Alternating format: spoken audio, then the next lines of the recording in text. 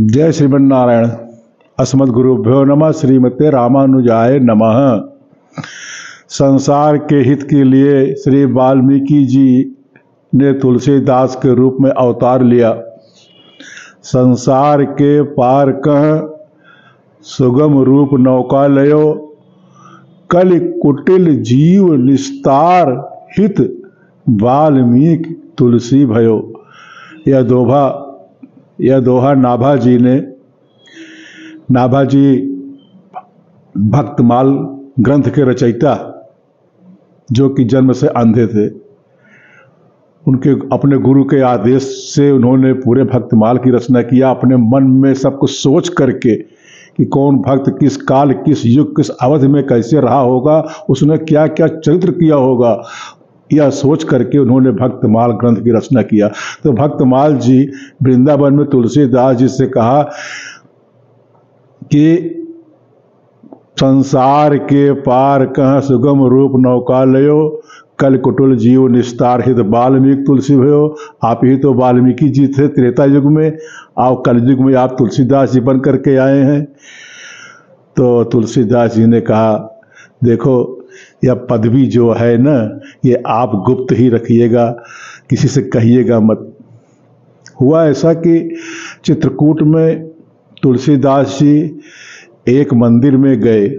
सीताराम जी का मंदिर था। मुख्य द्वार से अंदर गए।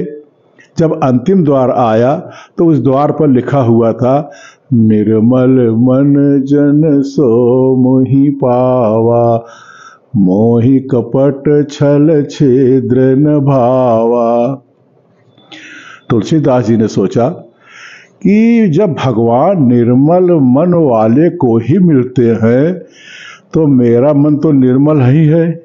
यह सोच करके अंतिम द्वार से वापस लौटने लगे। उदास होकर चले जा रहे हैं, सोच रहे हैं, मेरो मन हरि गुण हठ न धरो, मेरो मन हरि गुण हठ न धरो। जिस दिन नाथ देख से बहु निधि, जिस दिन नाथ देख सिय बहु निधि, करत स्वभाव निज, मेरो मन हरि गुण हठ न धरो। श्री रामचरितमानस में तुलसीदास जी ने भगवान को अपने मन की कथा सुनाई है। तुलसीदास जी कहते हैं कि मैं उदास होकर लौटा जा रहा था, मार्ग में भरत लाल जी मिल गए। भरत लाल जी ने पूछ लिया, उदास क्यों हो? तुलसीदास जी ने कहा, निर्मल मन जन सो मोहि पावा, ऐसा वहाँ लिखा है। भरत लाल जी ने कहा, भाई देखो, भगवान का स्वभाव तो ऐसा ही है जैसा लिखा था, परंतु इसके अतिरिक्त भी एक स्वभाव भगवान का बहुत विचित्र है। क्या? तुलसीदास जी ने पूछा, क्या?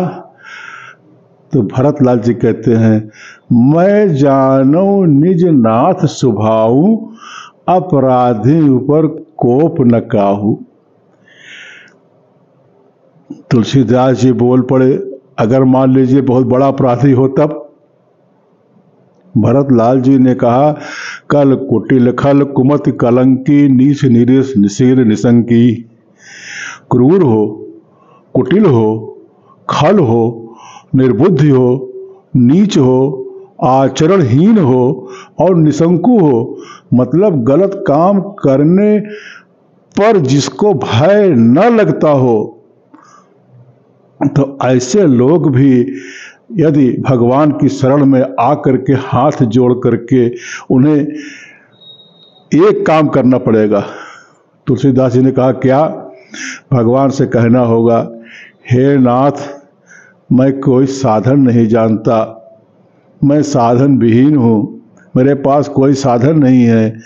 ऐसा मैंने सुना है, सन्मुख होई जीव मोहि जब ही, जब जन्म कोटि अघनाश ही तब ही। ऐसा भगवान का स्वभाव है। कई सुनी शरण सामने आए, सुकृत प्रणाम किए अपनाए।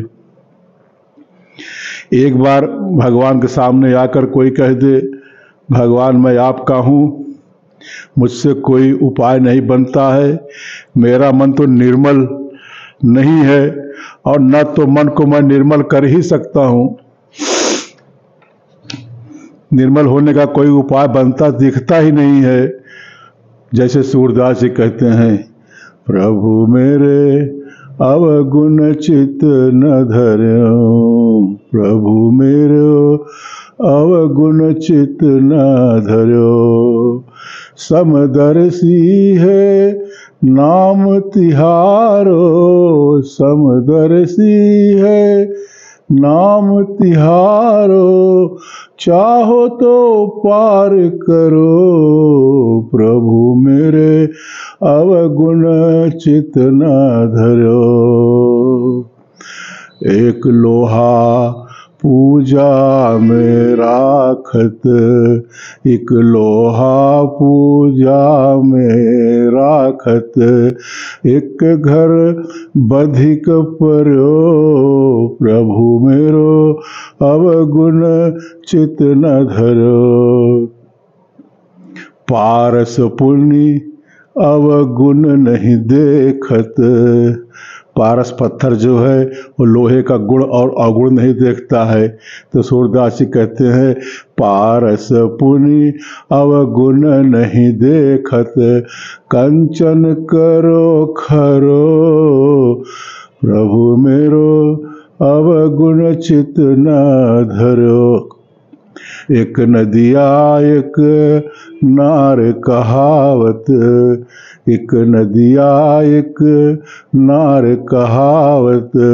नैना दूर भरो, प्रभु मेरो अवगुण चित न धरो। जब एक नदिया और एक नार जब मिलके दो एक वरण भय, जब मिलके दो एक वरण भय। सुरसरी नाम पढ़ो, प्रभु मेरो अवगुण चित न धरो, प्रभु मेरो अवगुण चित न धरो। आपके चरणों से प्रकट होने वाली गंगा भेद नहीं मानती है, चाहे कोई गंदा नाला हो या नदी हो। जब आपके चरणों से निकली गंगा का यह प्रभाव है, तो जो आपके श्री चरणों का आश्रय लेता है उसकी तो बात ही क्या है। जाऊं कहाँ तजी चरण तुम्हारे, जाऊं कहाँ तजी चरण तुम्हारे। एक जीव एक ब्रह्म कहावत, एक जीव एक ब्रह्म कहावत। सूर श्याम धर्यो अब की बेर प्रभु पार उतारो, अब की बेर प्रभु पार उतारो। नहीं पग जात धरो, प्रभु जी मेरे अवगुण चित न धरो, प्रभु जी मेरो अवगुण चित न धरो। जय सिया राम।